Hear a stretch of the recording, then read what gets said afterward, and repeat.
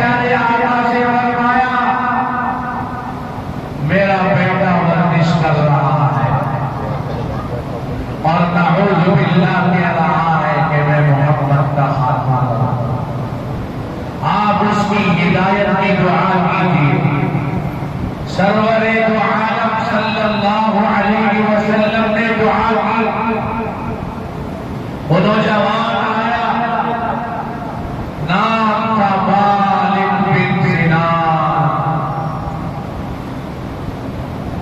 پیارے آقا سے فرمایا کیا مجھے بھی آپ کے ساتھ غزوے میں جانے کی اجازت ہے؟ پیارے آقا نے کہا چلو ہمارے ساتھ. صحابہ فرماتے ہیں کہ غزوے میں مالک بن سنان شہید ہو گئے. قافلے والے جب واپس آ رہے تھے تو میں اپنے بچوں کے استقبال میں تھی، بیویاں شوہروں کے استقبال میں تھی. مالک بن سنان کی والدہ بھی کھڑی ہوئی. پہلا قافلہ آیا، عورت پوچھتی ہے میرا بیٹا مالک کہاں ہے؟ قافلے والوں نے کہا ابو بکر سے پوچھ لینا. دوسری جماعت آئی، میرا بیٹا مالک کہاں ہے؟ ابو بکر سے پوچھ لینا. تیسرے قافلے میں سرور دو عالم صلی اللہ علیہ وسلم بھی. وہ عورت پیارے آقا سے پوچھتی ہے میرا بیٹا مالک کہاں ہے؟ پیارے آقا نے بھی کہا ابو بکر سے پوچھ لینا.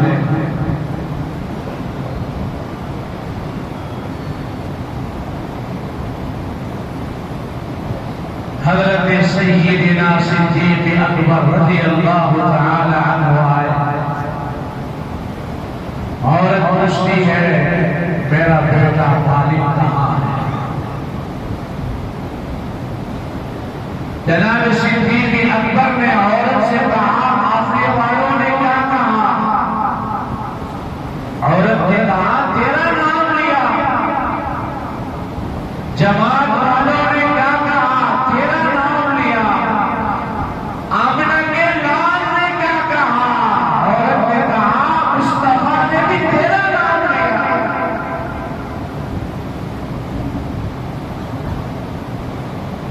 حضرت سیدنا صدیق اکبر رضی اللہ تعالی عنہ عورت سے کیا کہا؟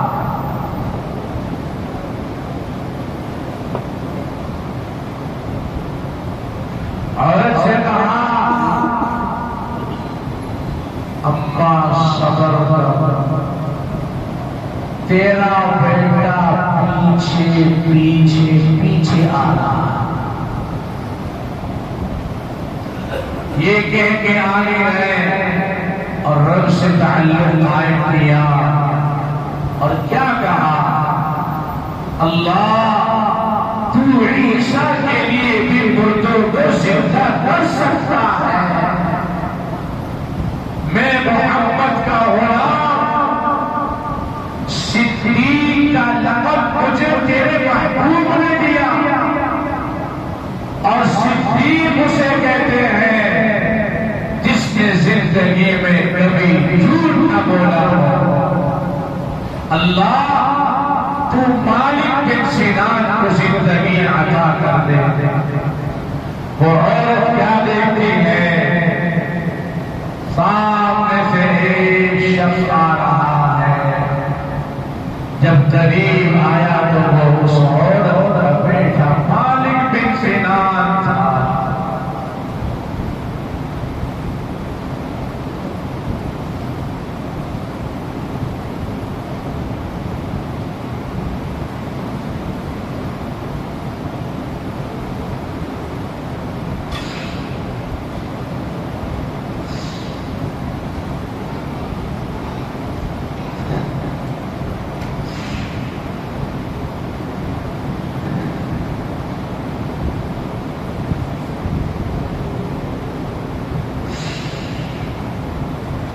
سیدنا صدیق اکبر رضی اللہ تعالی عنہ مسجد نبوی پہنچے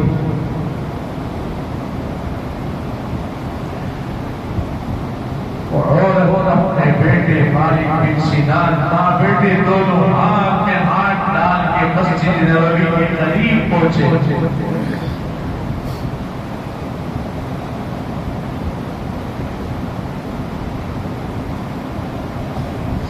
جب مسجد نبوی کے قریب پہنچے تو صحابہ حیران.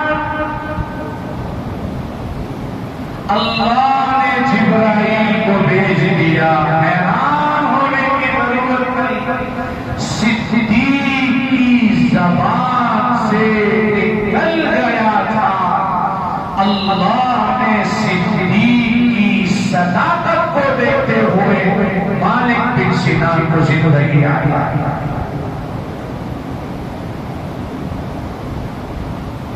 رمضان میرے دوستوں زندگیوں میں اگر کسی کی عمر 30 سال ہے 15 سال 55 لڑکپن نکالو.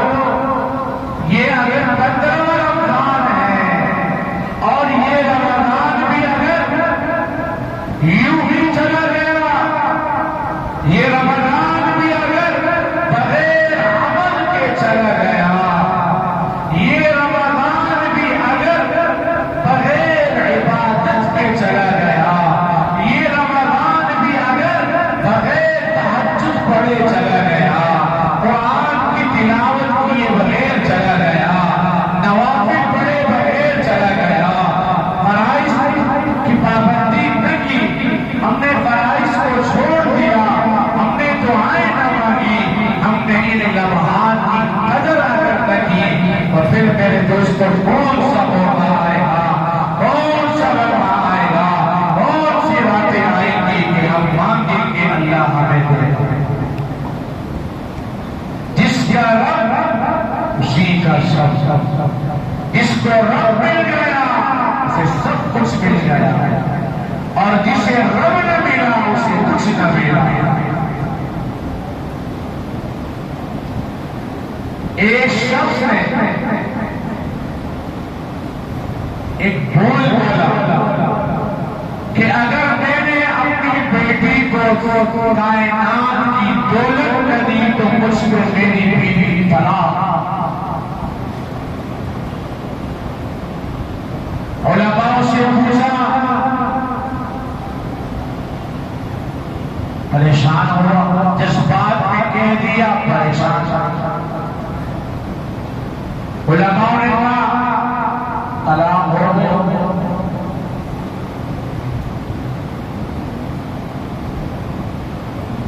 ایک نے کہا ابو یوسف کے پاس جاؤ, نام ابو یوسف رحمۃ اللہ, وہ اس مسئلے کا حل نکال دیں گے. جب وہ بادشاہ امام ابو یوسف کی خدمت میں حاضر ہوا تو امام ابو یوسف نے اس بادشاہ سے کہا کہ جب میں آپ کو مسئلہ پہلے بتا رہا تھا تو آپ نے کہا مجھے تمہارے مسئلوں کی کوئی ضرورت نہیں. بادشاہ نے کہا غلطی ہو گئی, اب اس پریشانی سے مجھے نجات دو. امام ابو یوسف رحمۃ اللہ علیہ نے بادشاہ کی بات پوری سنی, اور بات سننے کے بعد کہا آپ کی بیوی حرام طلاق نہیں ہوئی, زندگی گزارو. بادشاہ نے سارے علماء کو بجایا, تم کہتے طلاق, یہ کہہ رہے نہیں ہوئی. وہ سارے بھی پریشان. امام ابو یوسف رحمۃ اللہ علیہ نے بادشاہ سے کہا اپنی بیٹی کو قرآن دے دو, قرآن میں ساری کائنات کی دولت موجود ہے. آج ہم ڈپریشن کا شکار کیوں ہوئے, ہم نے قرآن سے دوری اختیار کی. ومن اعرض عن ذکری فإن له معیشة ضنکا,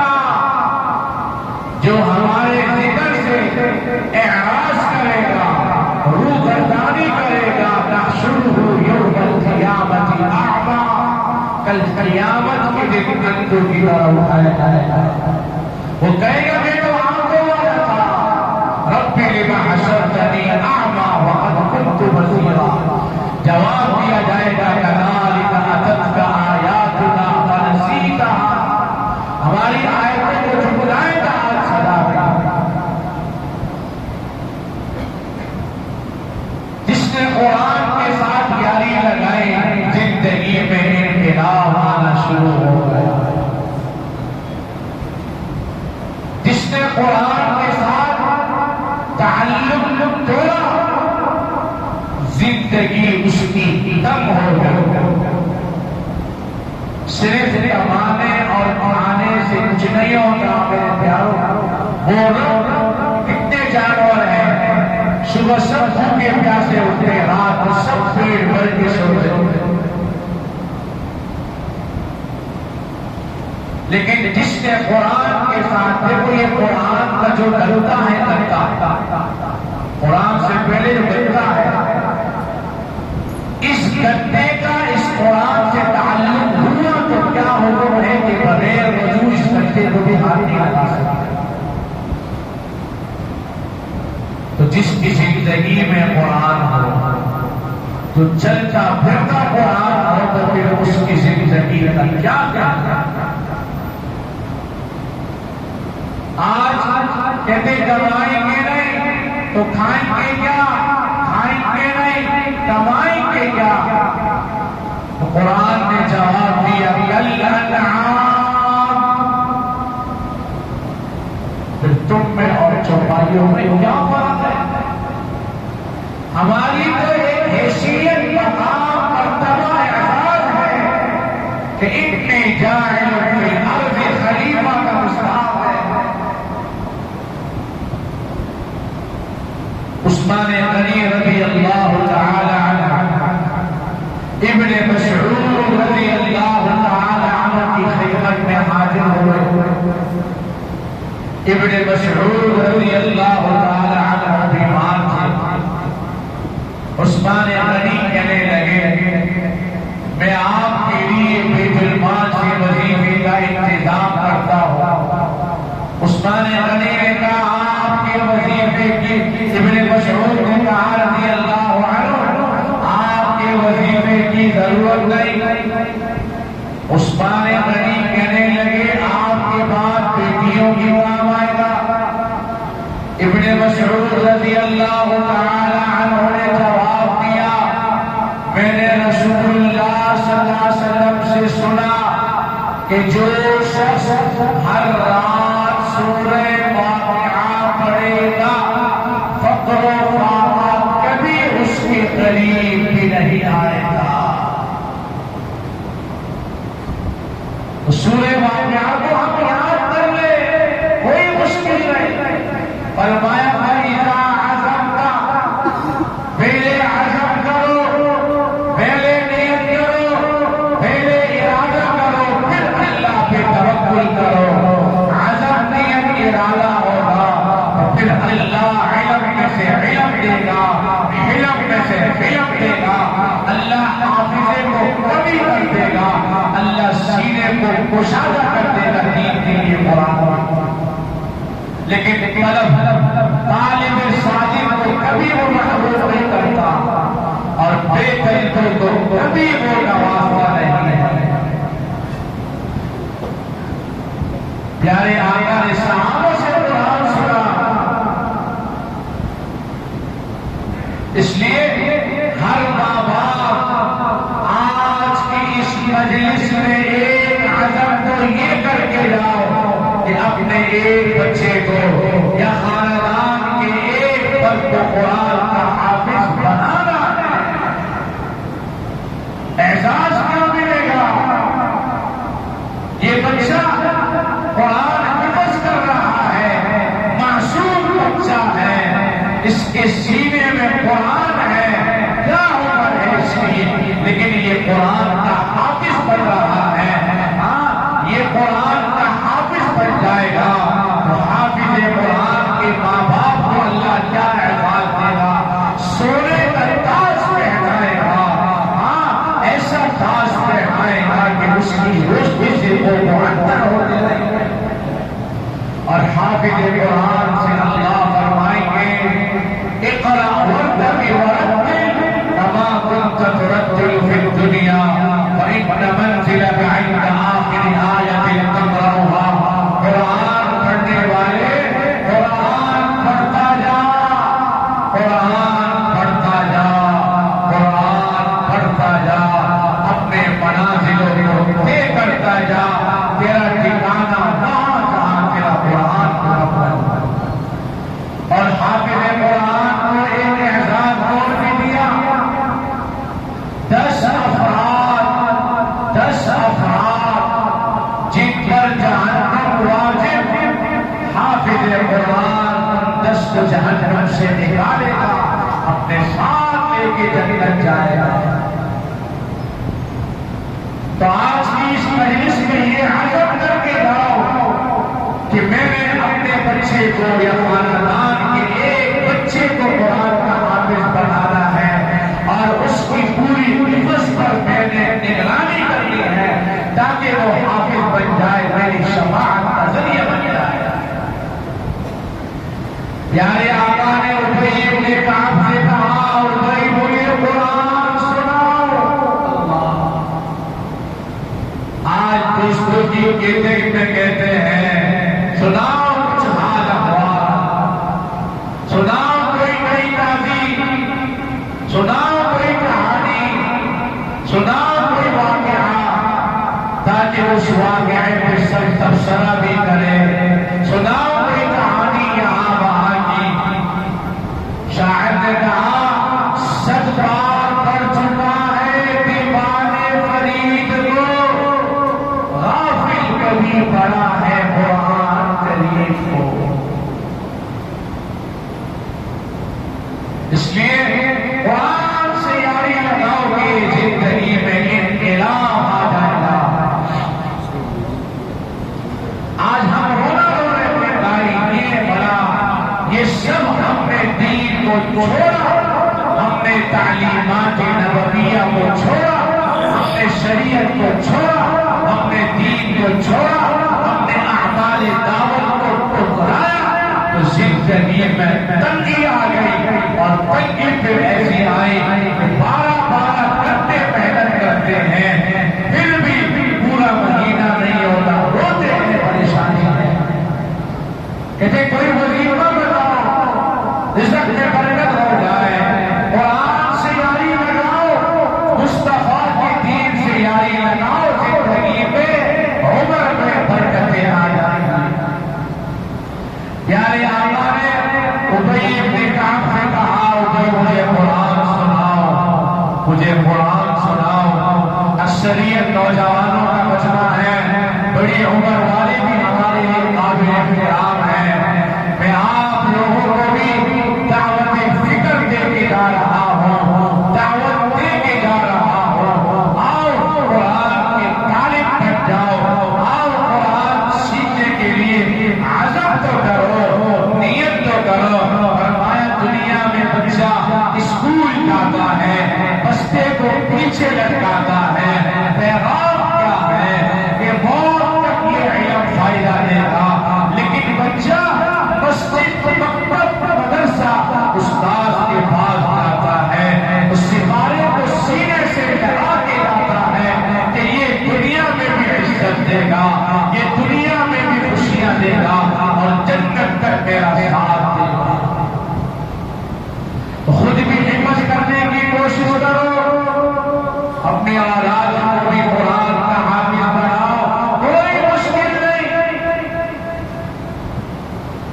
ابھی KPK میں 79 سال کا بابا 8 سال کے علم کا سفر مکمل کر کے گیا. یہ صرف طلب اور عزم کی بات ہے. ابی بن کعب نے پیارے آقا سے کہا قرآن تو آپ سے سنا، قرآن تو آپ سے سیکھا.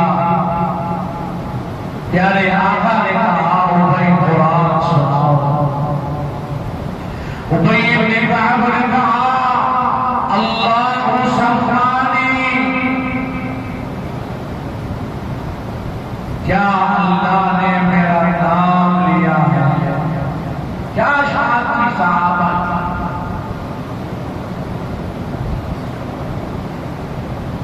پیارے آقا نے فرمایا ہاں اللہ نے تیرا نام لے کے کہا کہ اے محمد صلی اللہ علیہ وسلم ابی سے کہو قرآن سنائے ابی قرآن پڑھے گا آپ خوش پہ میرے عرش پہ ابی کا قرآن سنو گا